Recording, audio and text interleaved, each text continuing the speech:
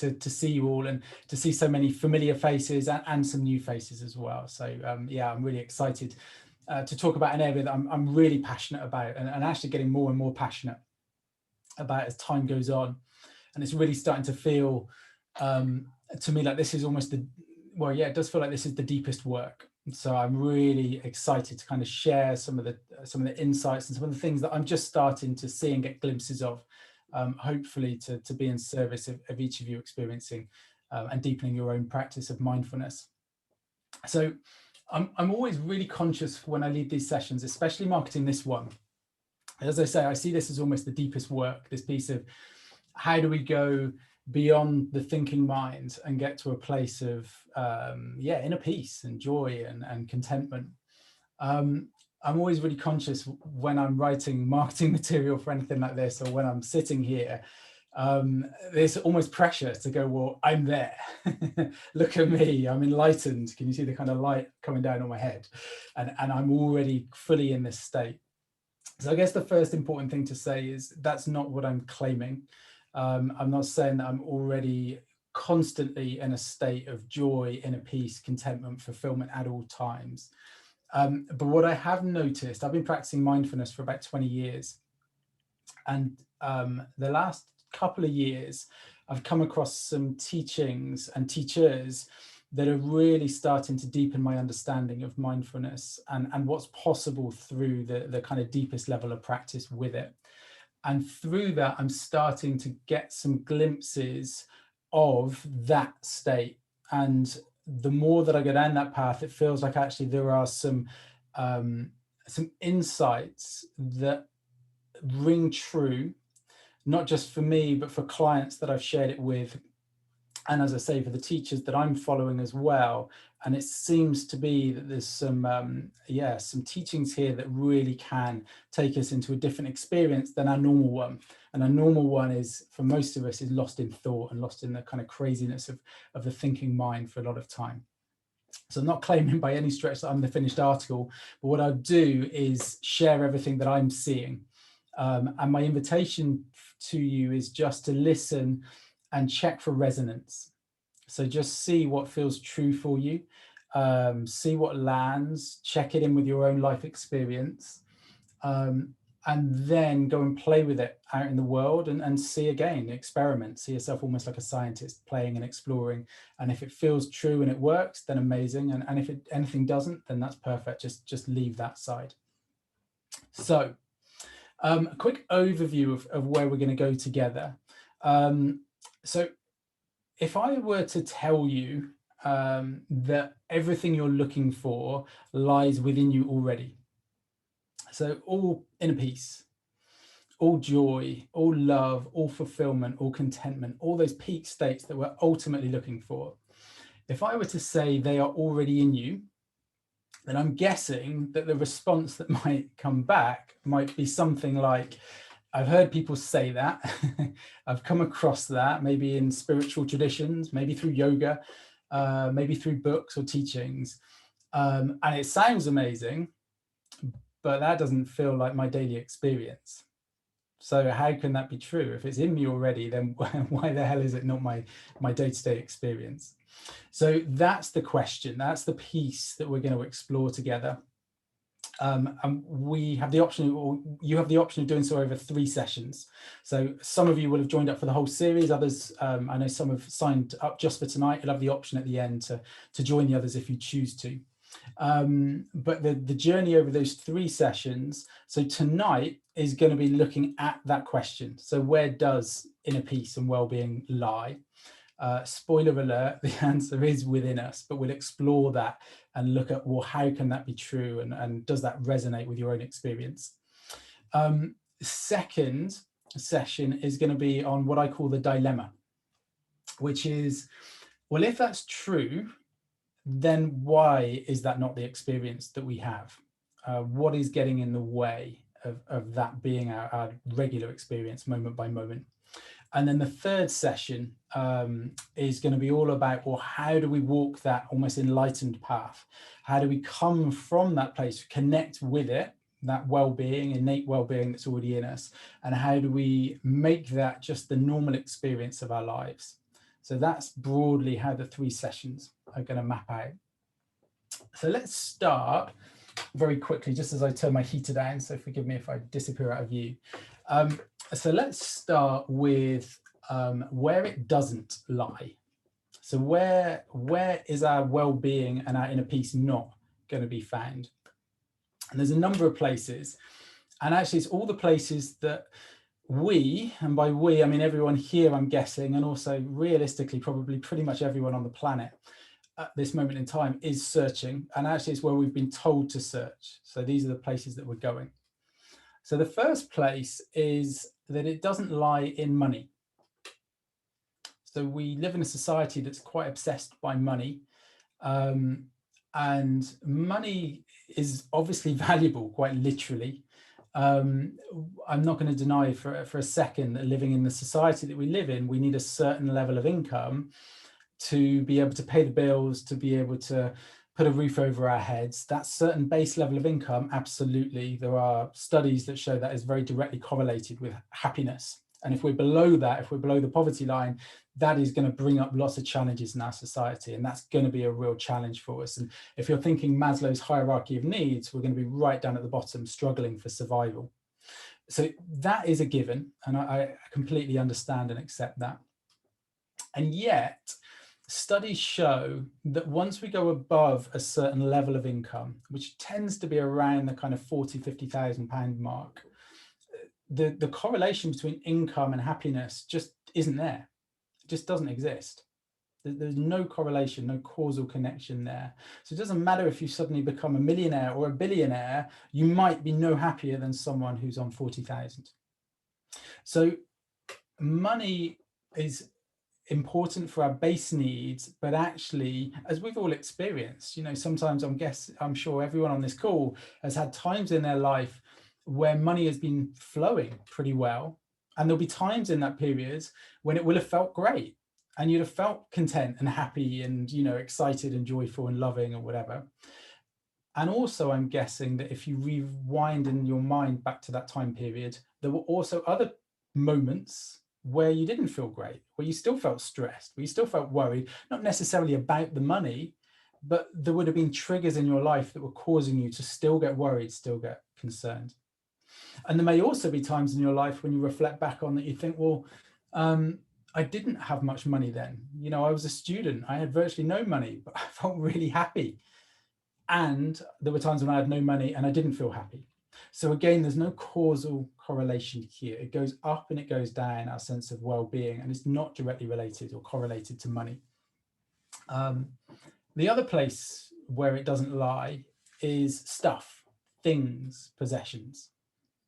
So again, in our society, and particularly, in a consumer society, our culture, our society is based on buy this product and you will feel great. Buy this product, you know, buy this lipstick and you're going to feel amazing. Buy this Coke and you're going to have this energy and feel amazing or whatever. And again, just check in for yourself. Does that ring true with your experience? Is there anything that you have purchased that has brought you lasting contentment, well-being, joy? And I'm guessing the fact we're all on this call, the answer actually comes back as no. But what often happens is we think, oh, well, maybe if I try the next thing. So maybe that didn't make me happy, but maybe if I buy the better car, that car, I've always wanted that car, that's going to make me happy.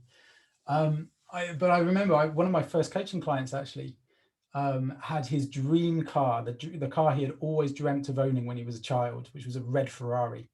And he got his red Ferrari. He'd built up a business and he had a big house and whatever, and he got his red Ferrari. When I coached him, it had sat in his garage for a year, untouched. Never took it out anymore. And I asked him why, partly thinking, can I borrow it? But I asked him why, and he said, it doesn't bring me any joy anymore. I don't get excited by it. I don't get excited by it. So that is the dream purchase, the child image that he's imagined, and he's got there and he's bought it. And did it feel amazing to start with? Yeah, absolutely, it will have done. Will it have felt amazing when he drove it off the forecourt? Absolutely. And then everything we purchase has a half-life. Everything we purchase goes down over time, and suddenly it no longer gives us what we're looking for. Next place is in the roles that we play. So, you know, when I get that job promotion, then everything will be, you know, that's what I need. Once I got the promotion, once I get the status, once I can say that I've arrived, that'll be amazing. But again, for how many of us have we had the experience that we get what we think we really, really want? And one of two things happens. First, it's not what we were hoping for. So all those expectations, actually, do you know what? It's not quite what I was expecting. Or second, maybe it is for a period, a bit like the Ferrari off the forecourt, but then things change. Maybe a year or two in, do you know what? I'm getting a bit more bored of it. Or maybe my manager that was amazing has left, and now there's a new manager and they micromanage, and I really don't like it now. So the thing that brought me joy is now bringing me suffering. So again, the roles we play can't bring us exactly what we want. And tying in with that and into the kind of relationship space, you know, how many of us we're sold this myth again that the roles that we play, so becoming a husband or a wife or becoming a parent, there, surely that's it. Once you've got kids, once you've got the you know, the husband, wife. But I'm not going to ask you to put your hands up for this because you might be able to see other people, but how many of you are married or have been married? And you know what? Yeah, it brings some joy and it brings some other stuff. It brings some challenge, it brings some stress, it brings some frustration, it brings some arguments and whatever. And the kids, you know, one of the reasons I'm doing this mindfulness class is it gets me out of kids' bedtime. That is a joke. But they're in with my wife at the moment, and she'll be putting them to bed. And I love them to bits. But my wife and I both, when we've spent a long period of time, we're like, okay, we need to tag team. Like, I need some space, I need some separation. Otherwise, I'm going to go a bit loopy. So there's nothing wrong with any of this stuff. Nothing wrong with the car, the houses, the roles, being a parent, being a husband, or whatever. But it's not bringing us lasting inner peace and lasting contentment. And then the final place, actually not the final place, but the final one that we'll touch on here is the future. When I get there, then I'm going to feel joy, fulfillment, contentment. When I get X or Y or Z, whatever you want to put in there. How many times have you moved those goalposts? How many times have you moved those goalposts? Doesn't matter. We get there, it might bring us some joy, and then that passes and we need to go again, and we need to go again. So that's the end of the masterclass. It's quite depressing, wasn't it? I'm really sorry. Okay, so what's the link then? If those are the places where we're not going to find inner peace and joy and contentment, what's the link? Well, the link is that they are all things outside of us. They all exist out there. They're all things that we are going for, trying to get, to add something to us and to give us a sense that the thing we're looking for, if I get that, the red Ferrari, I'll feel it. Oh, but then it's gone. If I get the job role, then I'll feel it. Oh, but now that's gone as well. So all of it is outside of us. And when we think about it, there's a folly. And the folly is that one of the, or probably the founding principle of our universe that we live in is that everything evolves. Everything changes all the time.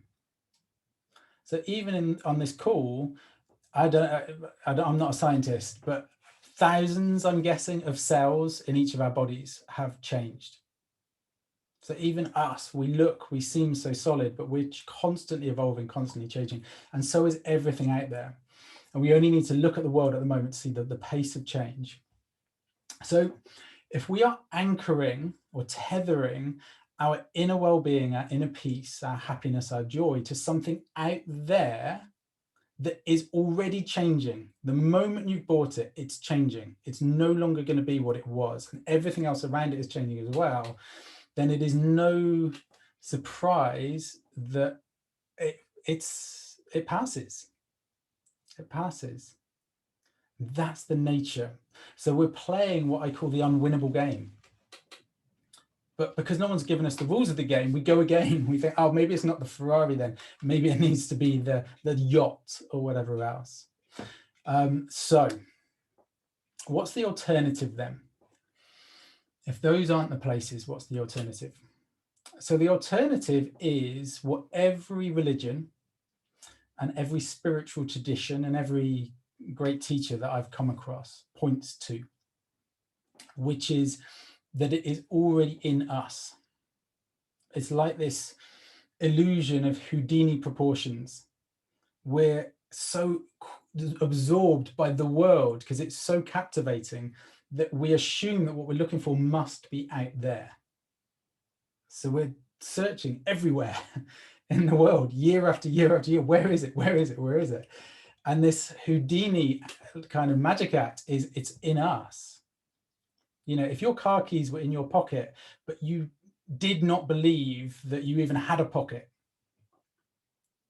and you needed the car keys, and you searched, you would search your whole life. You'd never find the car keys because you never thought to look inside or look in your pocket. So when you think of a newborn baby, I'm imagining most, if not all of us, have probably held a newborn baby. We've certainly all been one at some point in our lives, but probably don't remember that bit. But if you hold a newborn baby, there's a perfection there. They haven't gained anything, they haven't earned anything, they can't fulfill a role, they can't do anything yet, but there's just this amazing kind of sense of perfection to that baby. And then when that baby grows a little bit and becomes a toddler, there's a joy within all toddlers, as long as they're brought up in an environment that can nurture that joy.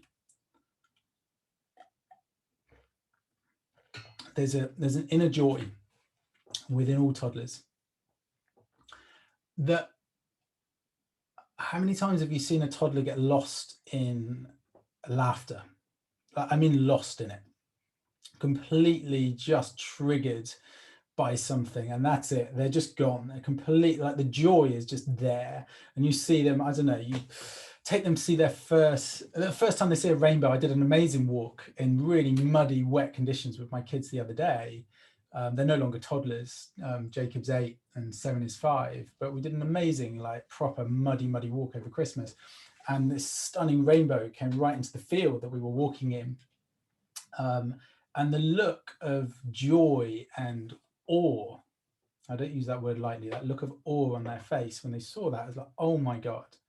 And actually that's happened loads of times with them. You know, the first time they got to jump in a muddy puddle, the first time they saw a cat, the first time they blah, blah, blah, blah, blah. There's a sense of joy and wonder and awe that children have because they're seeing things for the very first time. And there's no baggage yet that gets in the way of that experience. So they're fully present, they're fully mindful in that moment. They see it and they're taking it all in. You know, I was driving the other day and saw a toddler, and the mum was trying to kind of bring the toddler with her, but he didn't want to go. He was looking at something. I don't know what it was. It was a car or it was the traffic lights, but he was like, no, I'm not going anywhere. I just want to look at that. And it was just probably red, amber, green, but fully there. That was an amazing experience for that toddler. We'd never have that experience now because we know what a traffic light is, so we're past it without experiencing it. So what's this starting to point to is that there's this inner, you can think of it almost like an inner stream or a river that runs through us, that is that joy that's already in the toddler, already in the baby. It flows through. And you know, Jane from Deva Yoga is hosting this session. It's a yoga studio in my local area for anyone who's not local. And she does some amazing work, and the studio do some amazing work in this local area.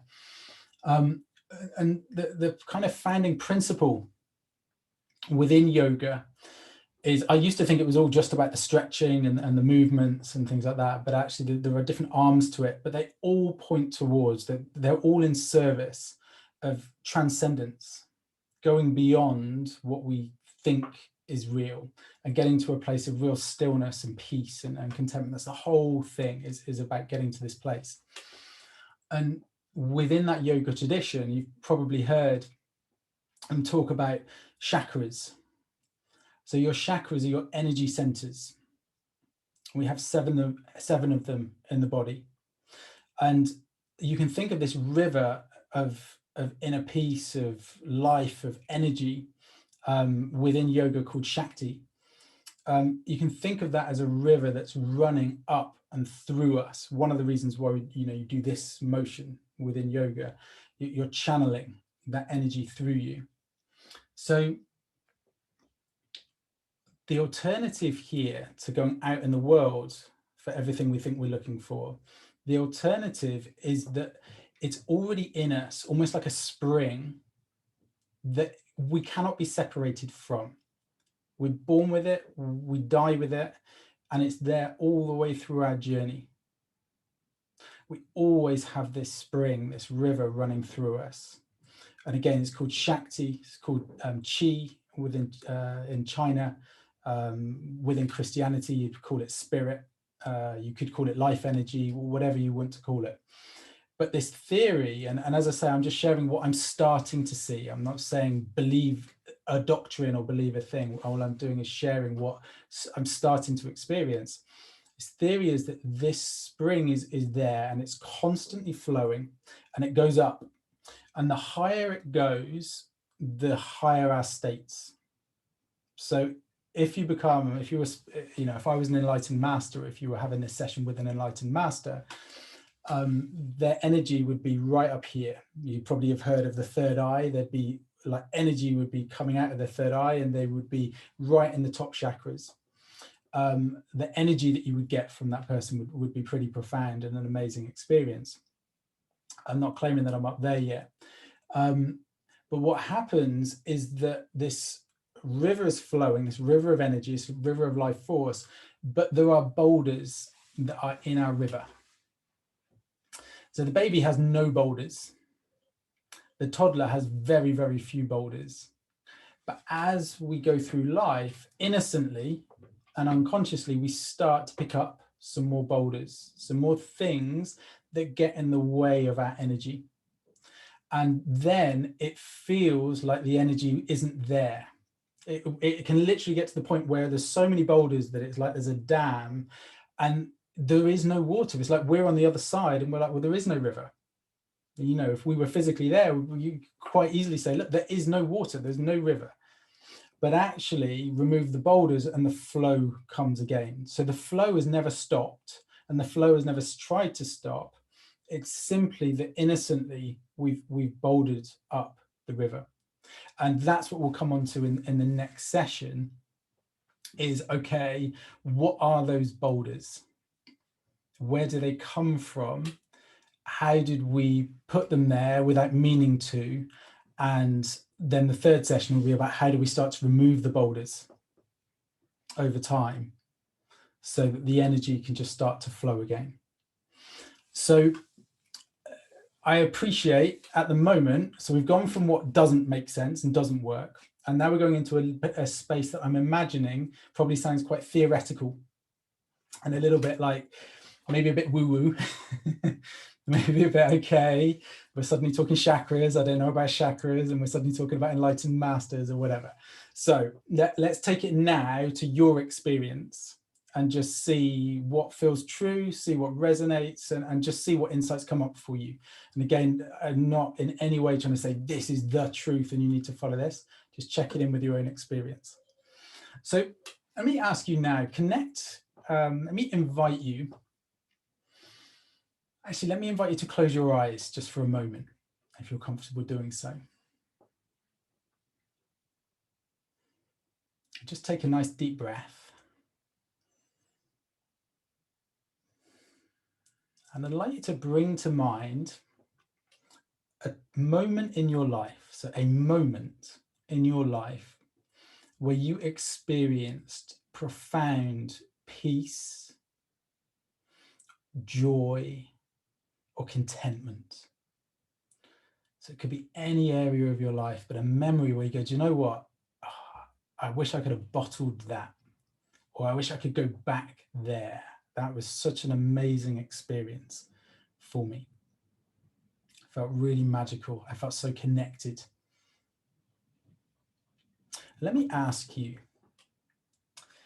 just bring to mind, where were you when you experienced that? So what's the image? And maybe just bring yourself back into your body in that space. So step back into that former moment, that former now, and just see what you were seeing, feel what you were feeling.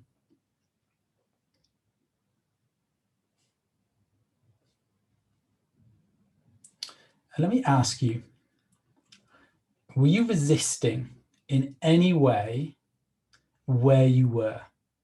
Was there any form of resistance within you about, I don't want to be here?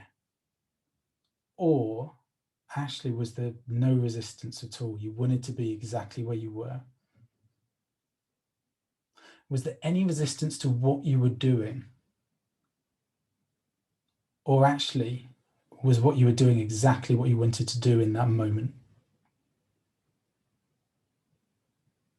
And was there any resistance to the now, to that moment, exactly as it was unfolding? Or were you fully surrendered to where you were, to what you were doing, and to that present moment as it unfolded?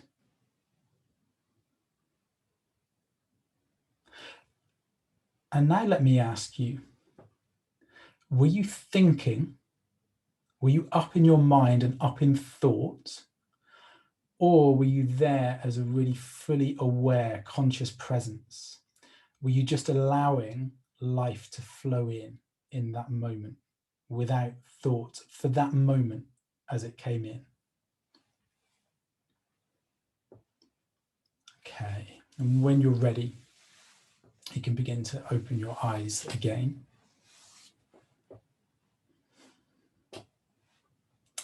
So, what I'm guessing might have come up for you, because certainly it's come up for me, and when I've shared this with other clients, it typically seems to be what comes up for them, is the commonality here is, do you know what? I surrendered to that moment. There wasn't any resistance.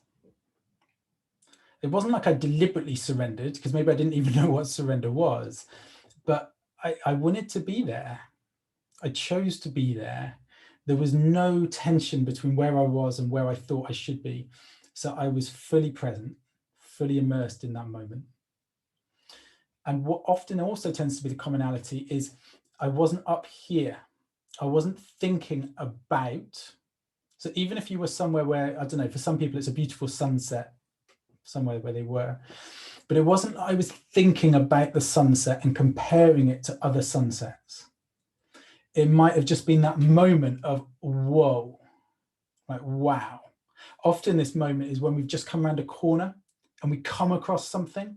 So we see the view for the first time, a little bit like the child seeing the traffic light for the first time.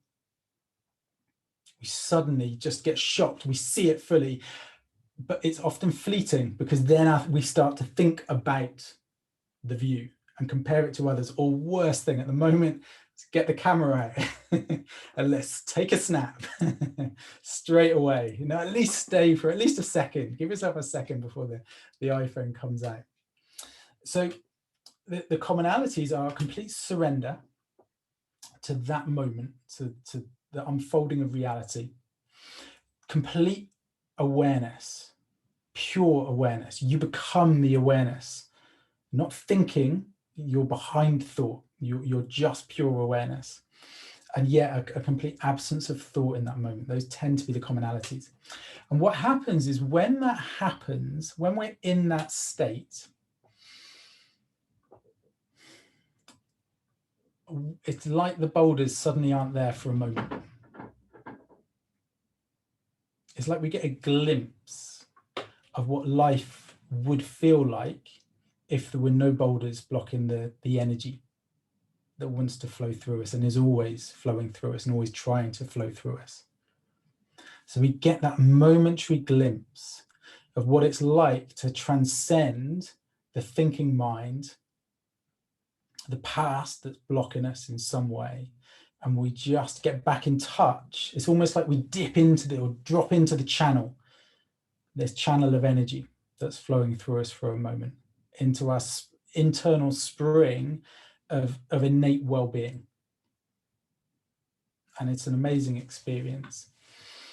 And then it goes, because naturally, unconsciously, we go back in, and innocently we go back into thought, we go back into comparison, we go back into, you know, our normal daily lives. And then it feels like, did that even really happen? And often what happens is, again, coming back to our old thing, if I need to go out in the world to get the happiness, we try and book the next holiday that might give us, if that happened on a holiday, we might book the next one to go somewhere similar or even better, more stunning views to give us, but what we're looking for is that feeling.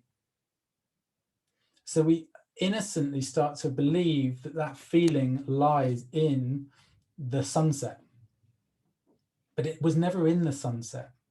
The feeling was in us. When we surrender fully to the present moment, we get back in touch with the joy, the peace, the fulfillment, the contentment that's already in us. The view, the sunset, was just the gateway to the present moment, to the beauty and perfection of the present moment. But it doesn't seem that way. We think it was the sunset, so we chase sunsets. You get tornado chasers. You know, they go out and they chase these things. So again, where this might kind of ring true as well, have you ever had the experience of going for a swim, probably in the English Sea, when it's not warm enough for any sane human being to go swimming, and you get shocked into the present moment? Shocks you into the now. It shocks you out of thought. You might have been worried, you might be worried, stressed, whatever. You get in that water, you plunge your head under the water, boom. You're shocked into the present moment, into conscious awareness. And you may then choose to like lie on your back and look up, and you suddenly feel that sense of peace, that sense of everything is okay. And why was I worried? You know, this all feels good and I'm really present and it all feels amazing, or whatever. It's the same thing. The joy, the peace isn't in the cold water, it's in the present moment. And just like the sunset took us to the present moment in a really nice way, the cold water shocks us into the present moment. And this is why,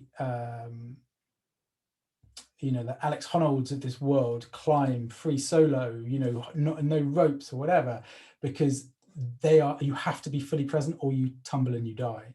So do you know what? I love it because I'm there fully.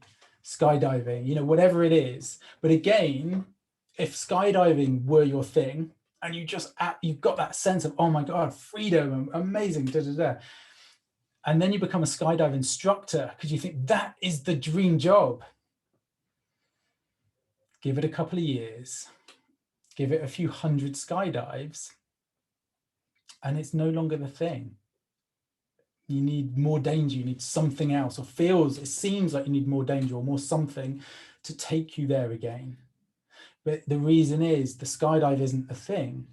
Again, it's what we're doing is getting glimpses of what it's like to go beyond everything that's stopping us from experiencing, all those boulders that's stopping us from experiencing what's already within us. So that's what's seeming true to me the further I go, and it just it feels true, it resonates, it ties in with every experience I've ever had. And just to kind of play that out a little bit more, the example that I took you to, I'm imagining, when I asked you to close your eyes and imagine, I'm imagining that probably for every one of us, we went somewhere positive, like a really good memory, something really nice. But what's really fascinating is this plays out even if it's not a great memory or not something that seemed positive at the time. So for example, I always remember a number of years ago when I was working in London, and I'm usually very organized. So I've usually got my umbrella in my bag at all times, but for whatever reason, I didn't have it this day. And it was chucking it down, absolutely chucking it down, like proper deluge, as I left the office on my way to the tube. And I remember initially just thinking, well, I'm going to run for it and see if I can get there without getting soaked. But it was so heavy that within about 10 seconds, I was sopping wet. And within 20 seconds, like water was filling up my shoes. I was just, squelching and all that kind of stuff. Really, one of those once a year kind of downpours. And what's really interesting is initially I was trying to run. I was like a bit frustrated by it, whatever. Within 20 seconds, I was just like, I'm so wet, I can't get any wetter. So I give up. Which another word for that is I surrender. I just went, F it. And I remember my shoulders dropped down and I thought, I'm not going to run anymore. I'm actually just going to walk. I'm so soaking wet, I'm just going to walk. Probably helped. I knew that it was going to be a warm shower at the other end and warm clothes. But in that moment, without knowing what I was doing, I surrendered fully to the present moment because there didn't seem to be a rational alternative. So I surrendered fully to the now. I dropped all resistance. And what I found really interesting was in my heart, I felt a sense of real inner peace, well-being, joy spring up in me. And I suddenly got a glimpse of what it's like. When you see kids in Africa who go out and dance in the rain when it rains, when they've had droughts for many years. I was like, I see, it's water falling from the sky. Not what we think of it in England. This is water, it's a miracle, it's water falling from the sky. And I remember just feeling really elated and really joyful. And then it passed and my thinking came back in and I started to compare it and I started to analyze it. And then I got annoyed about being on the tube or whatever. But in that moment, it was the same experience as a sunset. Again, the commonality, total surrender to the present moment. And transcendence of the thinking mind. I went beyond. It's not like I knew what I was doing, but I was not thinking about my experience. I was immersed in the experience. And the default or the outcome of that was, without knowing it, I was in the channel within me. The joy wasn't in the rain, it was in me, but the rain took me there in the same way that the sunset does. So we'll open up for questions in a short while, just in a couple of minutes. So have a think, because I appreciate I've thrown some quite heavy stuff your way. So do have a think. And as Jane shared, you can email them or message them directly to Jane or to the group. Either is perfect. And I'll probably ask Jane to facilitate if that's okay, Jane. But just before we go there, I guess just as a summary, what we're pointing to here is that everything that we are looking for, everything that you are looking for, all those peak states are already yours. You were born with them, you'll die with them, and they're there at every step of the journey. In every present moment, they are there and accessible. So they're here and now, and that's crucial. This is why we talk about why mindfulness is a gateway to this. Your whole life unfolds in the present moment. So yes, there is time. I'm glancing at the clock. There is time. Paradoxically, there is no such thing as time. Ask an animal on the planet what time it is, it has no idea. There's no such thing as time. It is always now. Your whole life unfolds in the present moment. You've only experienced joy, love, peace, fulfillment, contentment in the present moment. You cannot experience it in the past. You cannot experience it in the future. It's now or it's never. So everything you're looking for is within you, and it's here and now.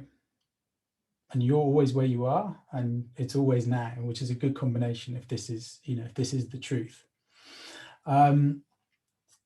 So what we're talking about here is, it's not a process of adding something. There's nothing to do. There's nothing to get out there. There's no, I mean, there's a kind of a technique which we'll come on to in the next sessions, but it's not like, oh, I need to get much more skilled at this, or I need to control this, or I need to do this, or whatever. Instead of adding stuff, what we're talking about, this is a subtractive process. We're taking away the boulders. We're taking away the things that are innocently getting in the way of everything that we want to experience. So it's actually, this is again why the word surrender is such a deep word. I'm discovering it's the deepest word that there is for me. We surrender everything that is not us, everything that's not true, everything we've clung to, everything we've resisted, ego. The whole thing is ego.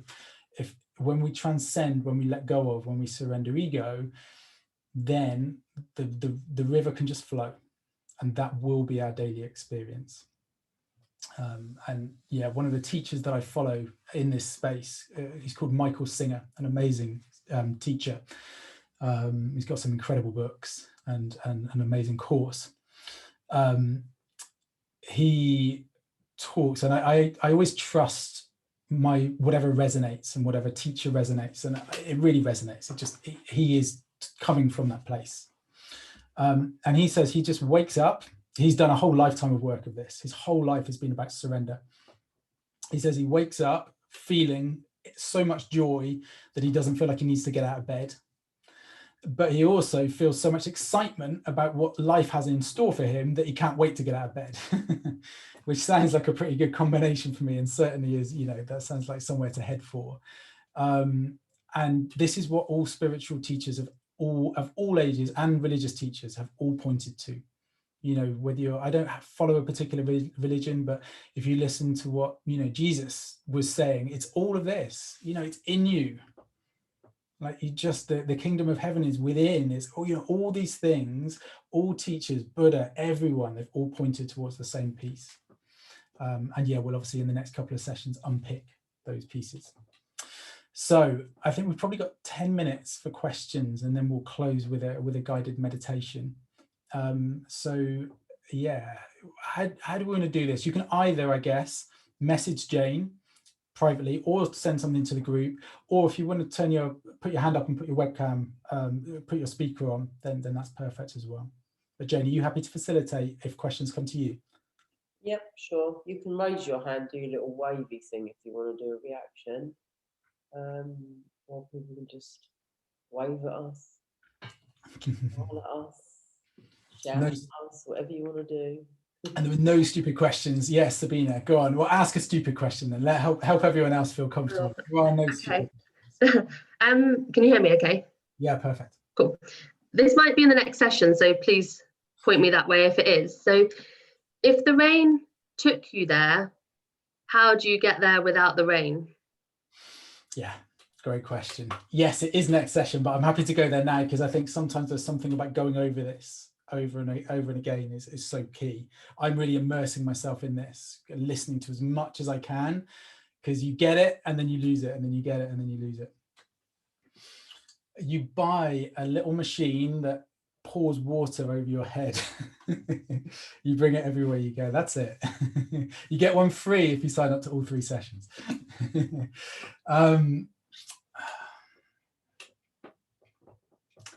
You remove the blockages. And as I say, this is a new understanding for me, relatively new. Like last couple of years, I've started to get introduced to it, and really it's the last 6 months that it's really, really landing for me. So I'm probably only 6 months in to consciously working on, and working is too strong a word, as it sounds like there's something that I need to do. You stay open when life triggers you. So the boulders, little spoiler alert for the next session, so thanks Sabina, no one's going to sign up for it now. The boulders are your past experiences that you haven't processed fully. So they are things that you've resisted quite naturally and quite innocently and quite understandably. And therefore they haven't passed through as they could have done. So it's almost like energetically they get a bit stuck in you. Or things that you've clung to, experiences that you really liked and you don't want it to go, and I don't want it to pass, and then it does pass, and there's something still in there energetically that's still in you. So what happens is, as life unfolds, and life is always unfolding, some of it will pass through and it will feel lovely. You know, you're on holiday and you're loving it and great, and it's a lovely experience, or you're at work and you're doing something you like and great. Those are great, and we're all in flow. It's like you're in the river of life. And then something hits something in you. You don't like it. It bugs you. Someone says something and it triggers you. They remind you of how your dad, their tone of voice reminds you of how your dad used to speak to you when you were being naughty. And suddenly this anger kind of builds up inside of you. There's your boulder. There's your boulder. You ain't no feeling joy, fulfillment, contentment, inner peace when you are triggered by something that in the moment that has also resonated with something from your past that you've stored in your system. So this teaching is all around, how do you use what unfolds in the present moment to surrender both that and your past to free up your boulders. So I almost think of it like erosion. You allow the river to erode away the stuff that's caught and that's stuck. And again, when I say I follow things that resonate for me, this resonates for me quite literally because it resonates. You know, how many of us have had experiences where you think something so far in your past, you know, is gone, and then someone does something or someone says something and it brings it back in an instant, as if it is fully, it's just happened to you in that moment. And we are literally, our heart almost stops, adrenaline starts pumping, whatever. We're so triggered. That for me shows that that past experience is not in your past. It's present. Yes, question from, I've got you as admin, sorry.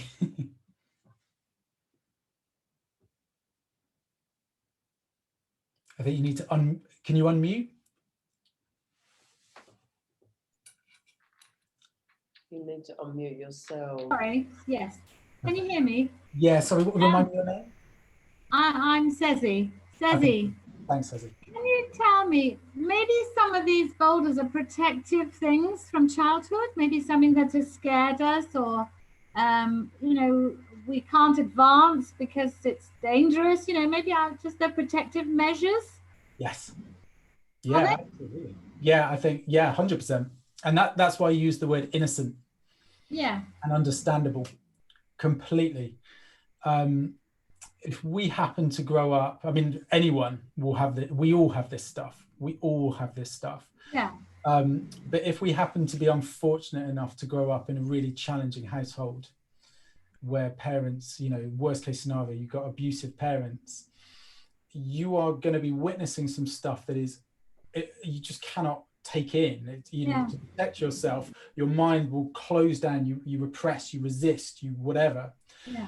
Now that's natural and understandable, and yet we all know, you know, we don't need a psychology degree to know that a child that's been through that, who sees too much and represses too much and resists too much, you know, their life is tainted by that for the rest of their life. Things trigger them. People remind them of their parents, or they build up these beliefs that they're not good enough because their parents gave them the impression or told them that they weren't good enough and whatever. So all of this happens innocently and naturally. So there's literally no judgment in this. And yet the child that has had that experience, who grows up into the adult, who finds the world very challenging and finds that lots of, you know, maybe authority figures might be really challenging because, do you know what, my parents hit me. So going into a job with an authority figure triggers something for me, or if they look like my dad, then I'm really, you know, a little bit like if you've had the experience of walking in the woods and, you know, a dog walker comes past you and the dog runs away, and the owner says, oh, I'm really sorry, they like, my dog doesn't like men wearing, you know, yellow coats or whatever it is. It's like, you know, that dog's had a horrible experience with someone looking a certain way, or someone carrying a stick, or whatever it may be. So it's all natural, it all makes perfect sense, and yet it can hold us back for the rest of our lives from experiencing what's already in us. Yeah. So there's this piece of, once we understand it, it's not then about judging what we've done. We didn't do it deliberately, we did it innocently, our mind was trying to protect us, but it is exactly what gets in the way of us experiencing what we're wanting to experience, from my current level of understanding. And as we start to release those things, it's like the water can start to trickle through. And as you release more, it can start to flow. And when you release it all, then again, there's not a person on the planet who doesn't have, even Donald Trump, it doesn't have this spring within them. But my God, there are some big boulders for us. Thank you. Great question. Okay. Let's take one more question if anyone has one, and then we'll go to finish with a guided meditation, which again is optional for anyone who doesn't want to stay. Yes, Deborah. Hi.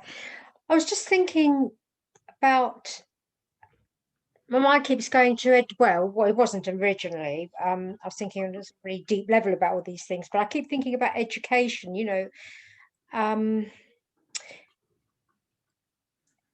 how we are in this world, in this society that we've created, and the structures that we create that then in turn sort of tell us how to behave, really, because they appear to tell us how to behave, but obviously we've created them.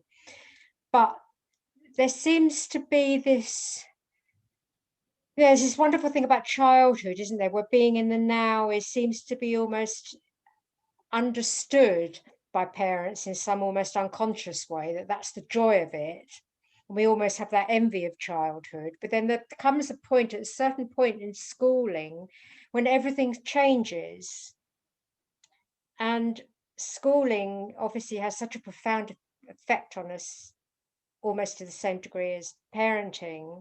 And the focus is suddenly on the future. Always on the future. And my impression, because I support older students now, I support students at university and sort of college level in a mentoring capacity, and sometimes a study skills capacity. So I see a lot of their work, and I'm sure things have changed and got much more stressful and much more focused. It's all on the future. I mean, the obsession with grades, the obsession with money, the obsession with the job.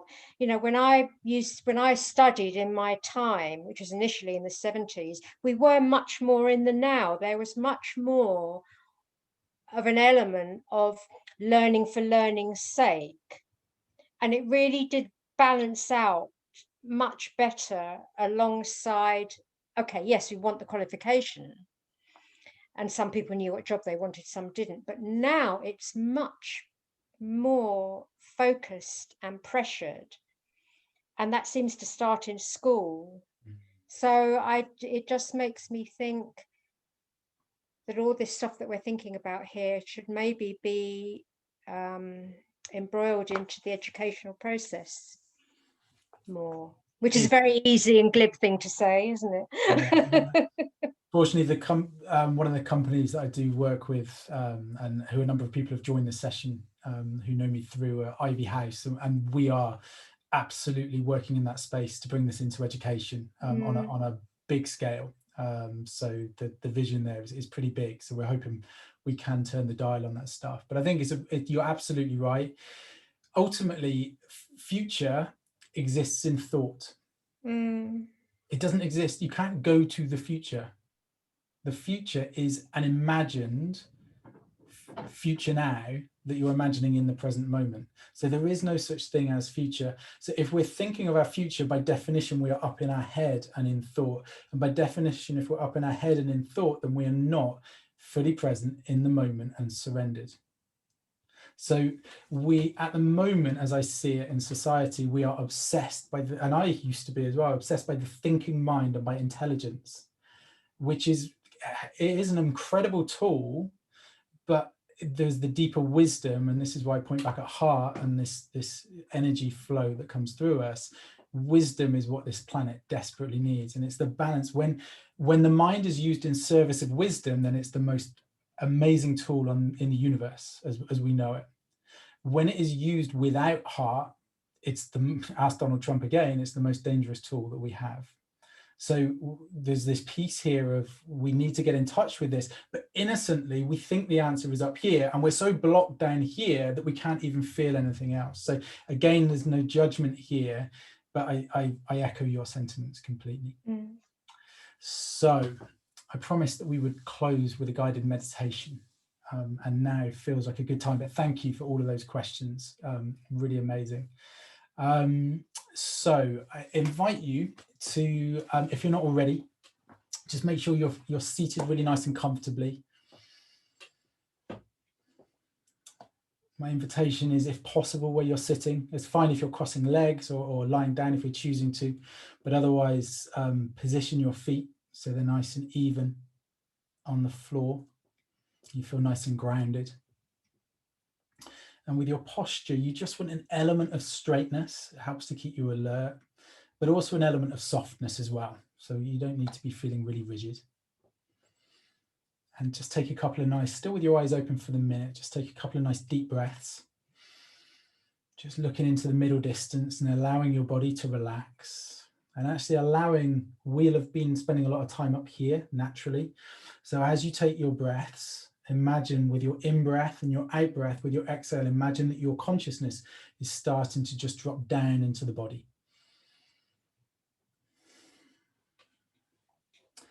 And with your next breath, if you haven't done so already, just begin to very gently close your eyes.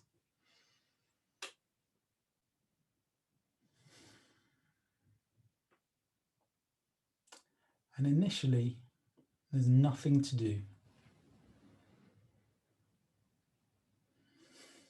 Just allow your breath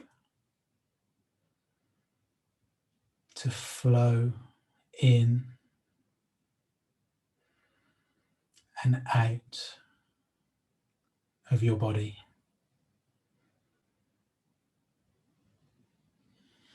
Just as it wants to.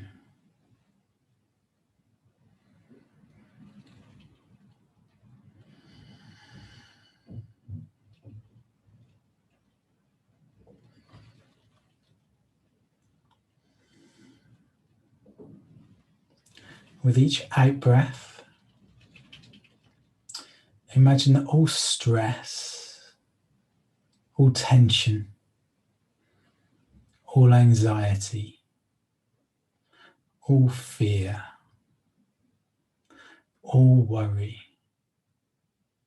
and anything else you want to let go of is being surrendered and released from your body.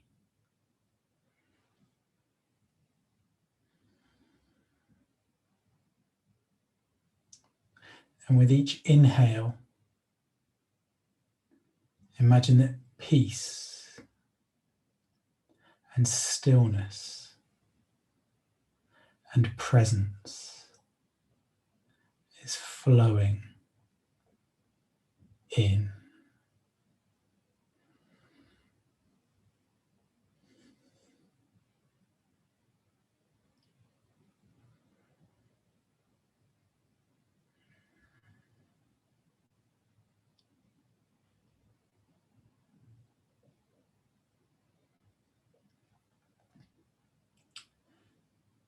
And as we begin, just very gently draw your conscious awareness to your heart center.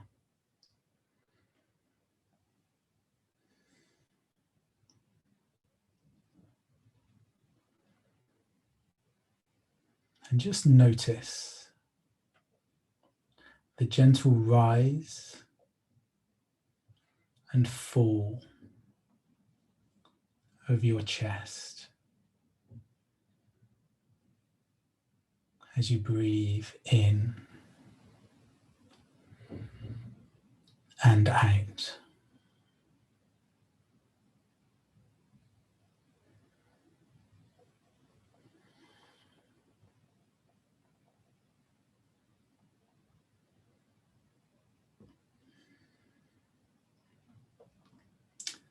There's nothing else that you need to do. There's nowhere else that you need to go.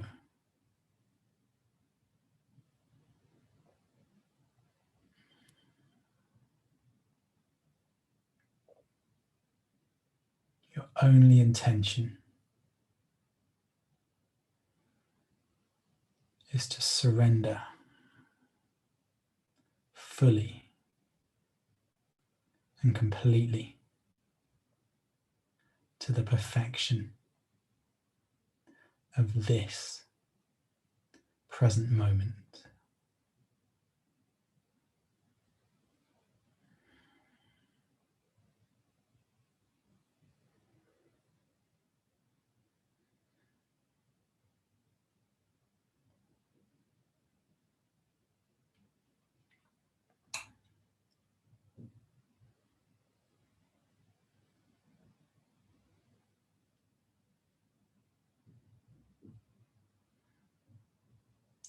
If you notice any resistance, any thinking, any bodily sensations, or anything else arising, just forgive, accept, release, and surrender it. And again, return your conscious awareness back to your heart.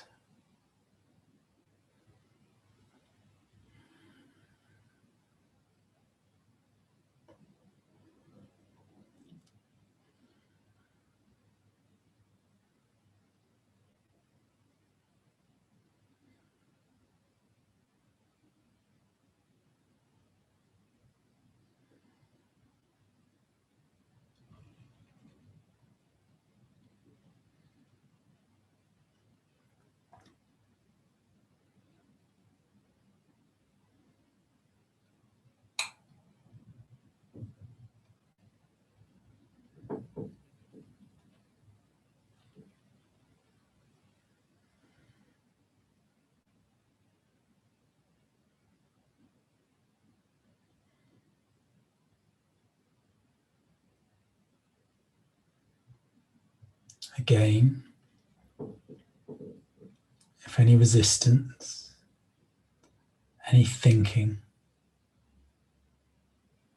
any distractions arise, just forgive, release, let go, and surrender once more to the simplicity and perfection of this present moment.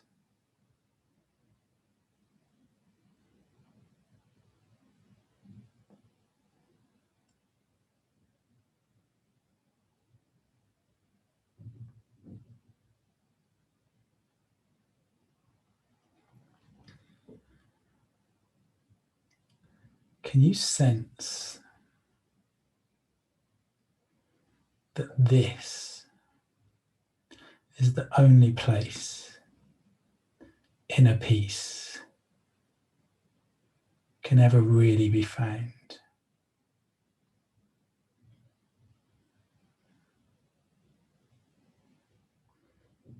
That your heart in this present moment is where you will experience love, peace, joy, fulfillment, contentment, and all other emotions.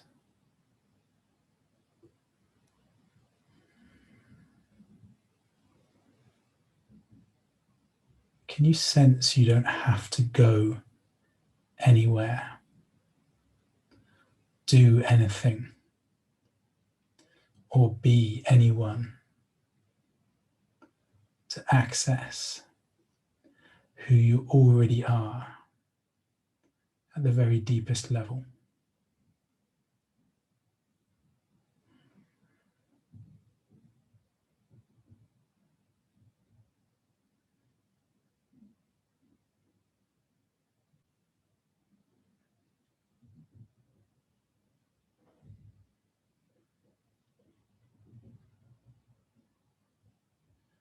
Okay, so still with your eyes closed, we're just approaching the end of this meditation. So you might just want to begin to bring a little bit of movement back into maybe your fingers or your toes.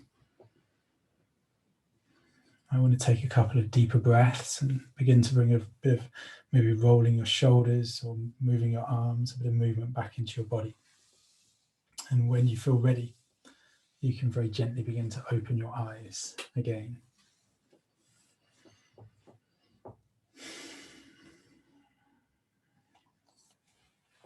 Cool. So I hope that was a pleasant experience and a nice meditation. We'll finish the next couple of sessions with those as well.